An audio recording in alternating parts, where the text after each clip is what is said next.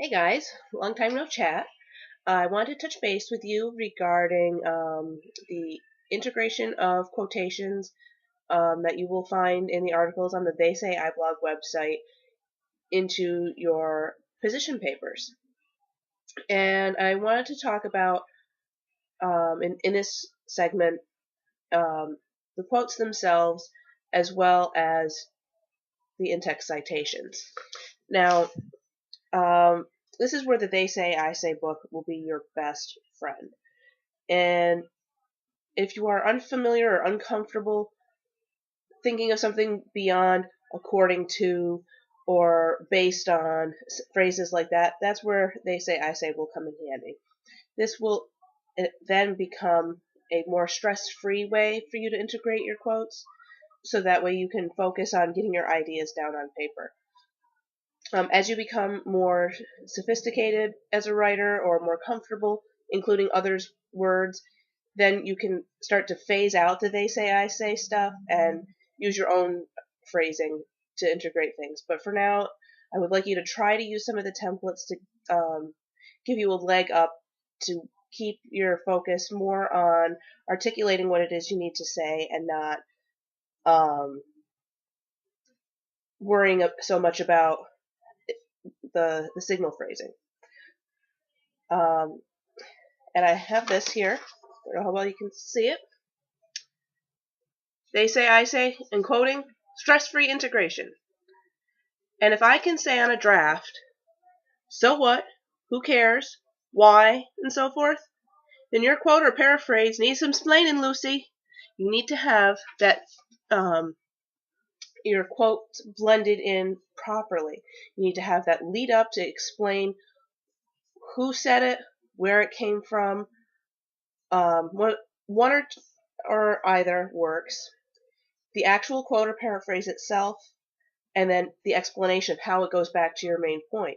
Because if you find a fantastic quote or a section of a work that you've then paraphrased, it's going to be pointless unless you tie it back to why you included it to begin with.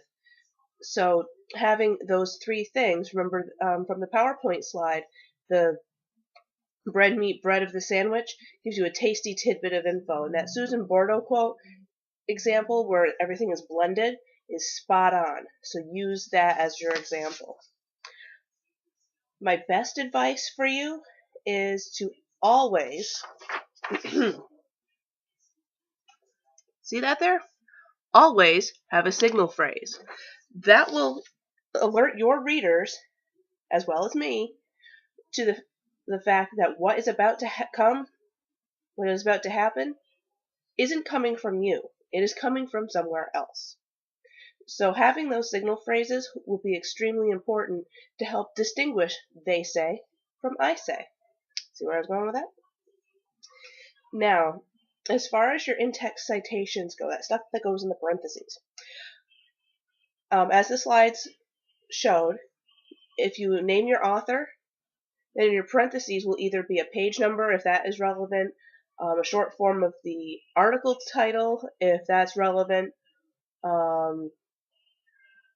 perhaps a publication information. It'll all depend on what information is available to you.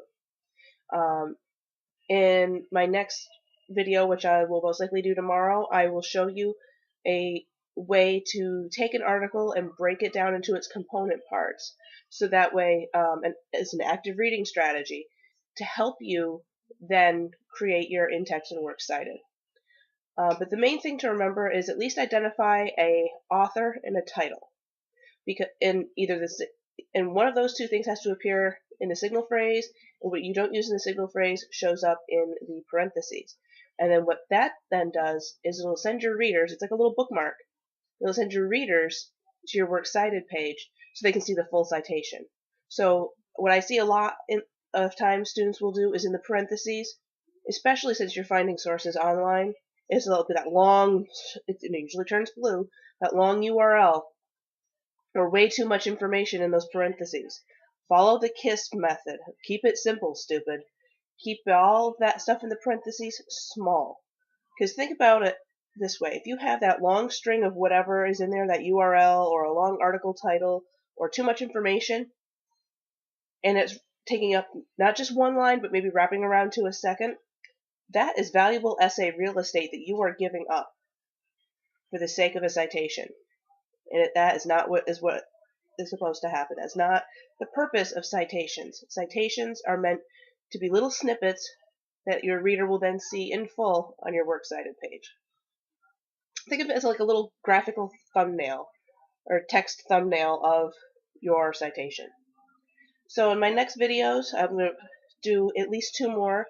I'm going to talk to you about breaking down articles properly, as well as, and we'll talk about this, and we have a separate unit as well, so I'm just going to touch on it briefly. And then talking about your works cited pages. If you have any questions about anything from this video, from this unit, life in general, you know where to find me. See you later.